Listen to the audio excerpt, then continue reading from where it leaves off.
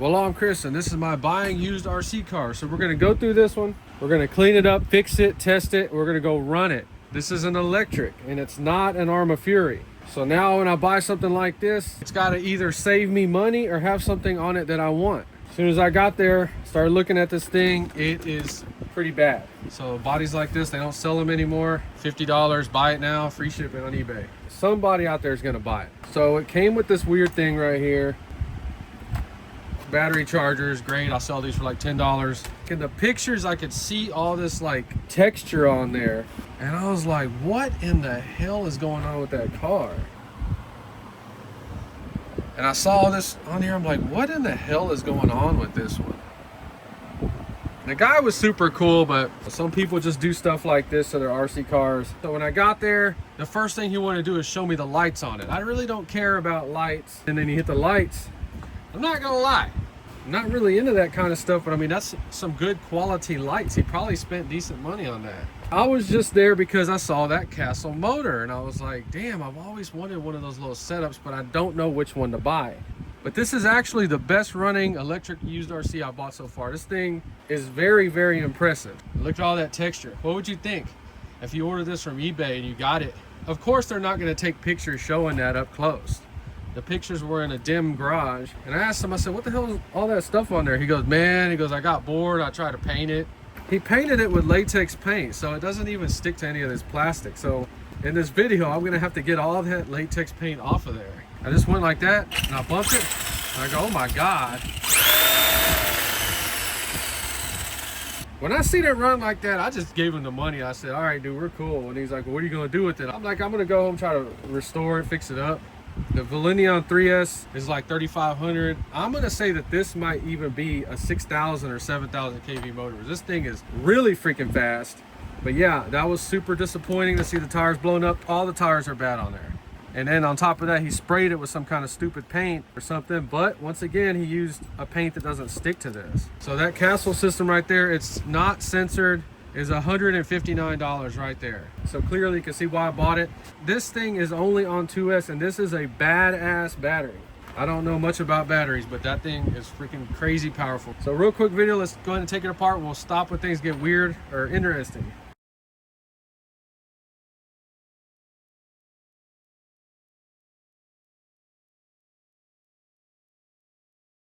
What I enjoy the most is taking a piece of junk and making it into something nice. And this video is special because this is gonna be my $100 basher. I want you to see this Castle right here. Ended up being a 5700 kV. It is an older one, and these things are badass. This thing is freaking nasty. He brushed every part with some kind of either latex paint or a brushable plasti dip or something like that.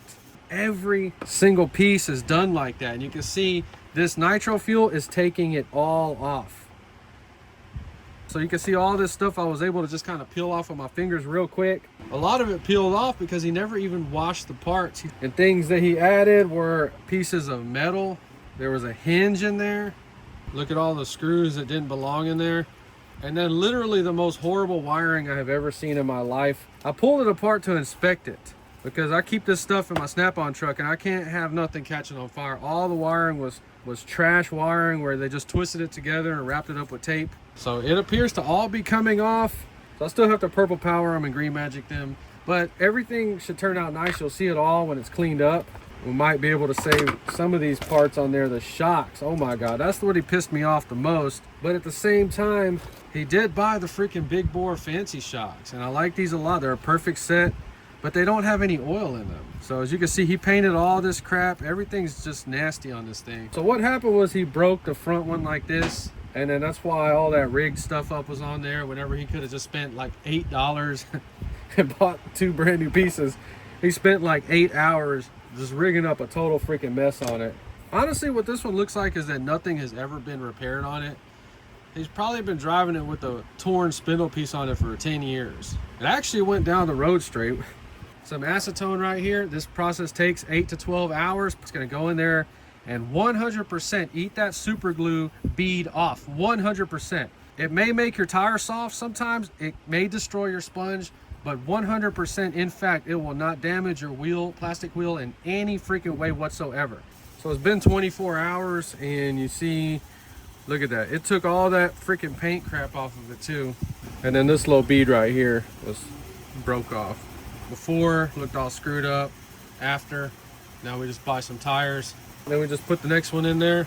Same thing. And remember to close it off. It can pop the lid off, but you might have to put something on it, but like that. So I work a day job, and if I feel like messing with my RC stuff, I come in here for an hour or two. It's just very relaxing. In this case, we're having to thoroughly go through this one and check every single screw, check every single piece, see how we brought all these pieces back to normal. And I have a box of Traxxas Slash stuff in there. We're gonna kind of get everything together so we don't have to spend any money. And I know this stuff looks ugly up close, but man, who gives a crap? Put it on there. As long as it's not broke and it's doing its thing, it's gonna get dirty the first time we run it. It does have the upgraded shocks, so I'm real happy about that, but none of them ever had oil in them. See, that's all like brand new stuff. So the reason I went back and painted all the crap is because I guess it sat outside and it got a bunch of surface rust on it. I don't care about surface rust because I run all my RC cars. None of these are display queens at all. Springs, all this stuff cleaned up. We still got some paint in there, but you don't really see it. So the worst thing that I can't get off is this paint on these metal pieces. So I'm gonna have to take these with a sandblaster.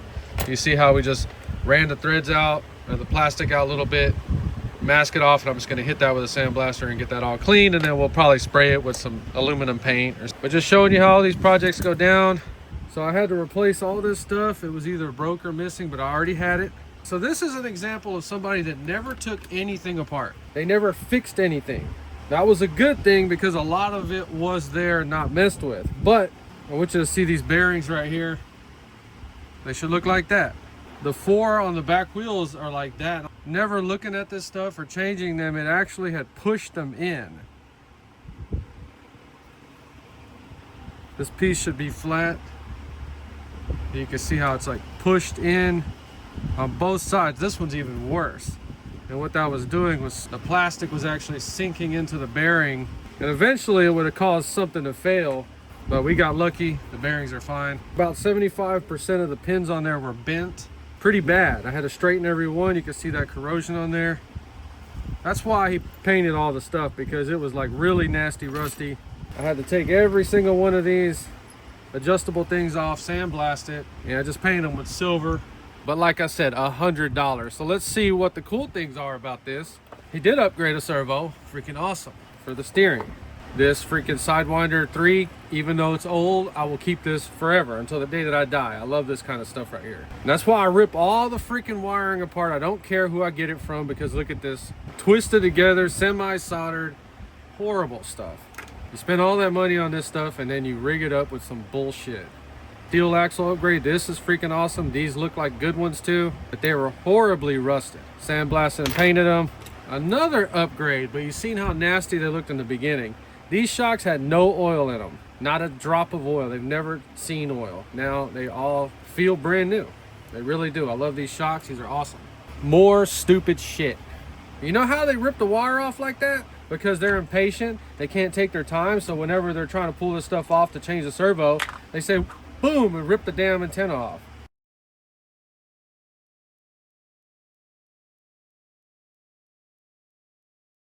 So it is completely finished.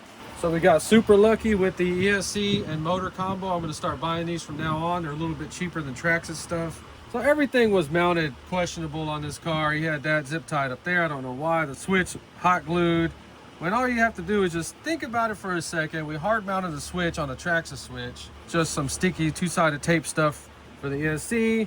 I went ahead and soldered a piece of antenna wire to the antenna because it was cut. So we just have to be a little careful on the range. You can see we took all the stupid crap off of it, made it back to normal. The upgraded servo, that was a win. That thing is in really freaking good shape.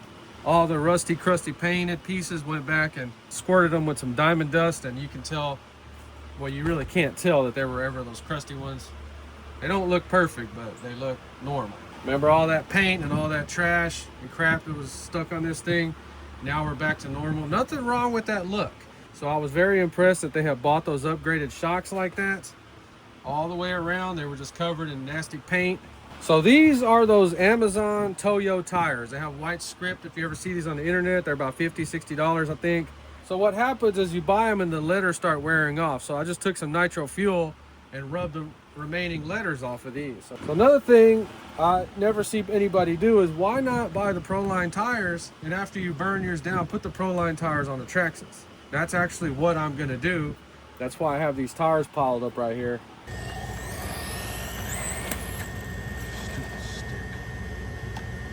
Yep, see, we're losing signal.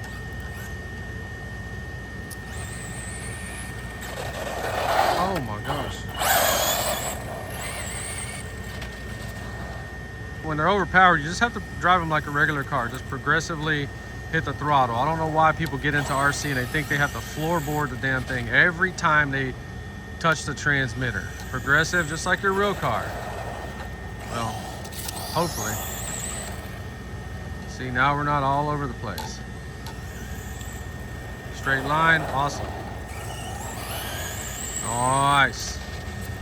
So we did the first set of testing and broke some stuff. Now we're doing the final testing. So this freaking dude had stripped one of these out and never replaced it. So it would just pull out. I didn't catch it.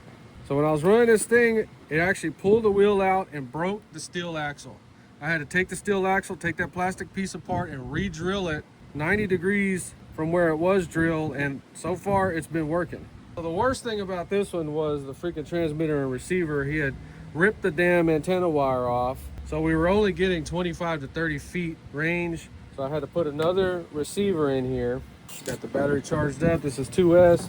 So if you would have bought this for a father-son project or even for you, would this have been worth $100? We're about to find out. All right, so we have a little GPS. We're not trying to do speed runs with it. We just want to see how fast it goes. So I'm going to say this was doing between 35 and 40 miles an hour. If you're into RC and your car doesn't go down the road straight, get into something else. This thing's already freaking awesome. Look at that thing. Yep, and it feels like it's on 3S. Dang, look at that.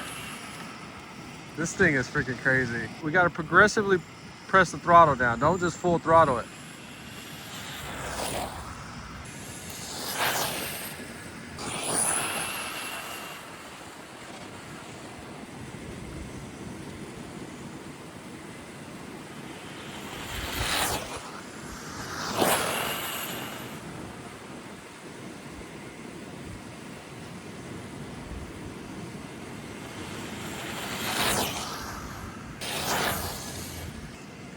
All right, and that is with no TSM. This thing already passes the test. This does not have TSM on it. That's just putting the alignment back to stock and then just giving it just a little bit of toe in. All right, let's see how fast we're going. Okay, there you go, perfect. 63 kilometers an hour. Honestly, I like my RC cars right around 40 miles an hour. Anything faster than that, I just think your wreck ratio, factor, whatever, just goes through the roof. So I'm trying to learn how to drive these things. So I take pride in that. So I'm not just in an open parking lot. We have to have some skill to go down through here. And you know what? I was going up and down this road and then I came over here and I saw that and I was like, oh my God, I've been running my freaking cars up. Oh my God, look. I have watermelons. So I've been wide open throttling all my RC cars up and down this thing, and I never seen that right there. That could have completely ended one of those cars' lives. Same thing over here. I didn't even know that was there. So lesson in the video, walk your little track area, see what's going on. All right, so this thing turned out to be a winner all day and night. I will be keeping this one. This is going to be my personal basher. We're going to be making a fake ultimate two-wheel drive Slash. This one's going to end up getting green stuff all the way around to go with the castle theme. But anyway, just showing you these videos. You can have fun with this kind of stuff without spending a bunch of money. Brand new. You're walking out the door about $450 for a two-wheel drive 3S Slash. And I bought this one for $100. I kind of like this orange body. I think they have a lime green one. Cheap body, but yeah, I actually like this body a lot. It seems like it clears the rear wheels a little bit better if you run aftermarket tires and wheels. Just showing you what's going on. Deals are out there. My $100 Slash pass the test 100%. If you enjoyed the video, please like, subscribe, and thanks for watching.